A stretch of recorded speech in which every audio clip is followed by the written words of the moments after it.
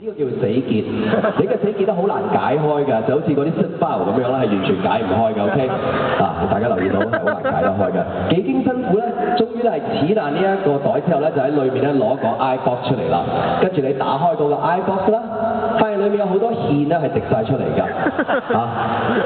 而呢啲芡咧係包住咧就係咩咧？就係一塊豬扒。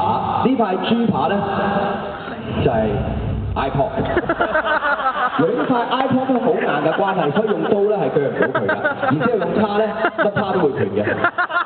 好啦，你嘗試用筷子夾俾佢一蚊個筷子啦，就發現呢個筷子同上一次咧係一模一樣，係有好多刺喺度㗎，因為呢個筷子係叫做 memory chopsticks。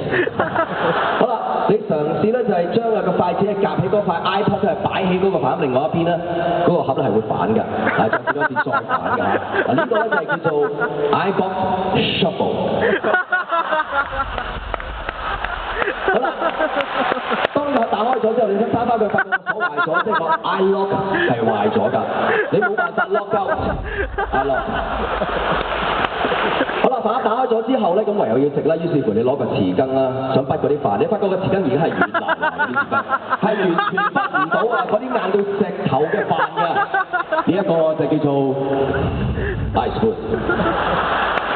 我喺度諗，有乜理由嗰塊豬扒你明明應該係要俾 software 俾我，你就俾咗 hardware。嗰個匙羹你應該俾 hardware 俾我，你就俾咗 software 俾我。尤其是呢一個 ice spoon， 再嚟多次。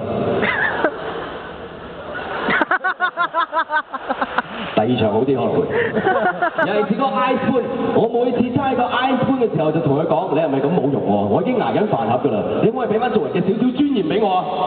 但係就係因為呢個 ice spoon 令到我知道做人要爭氣，我唔要再食你。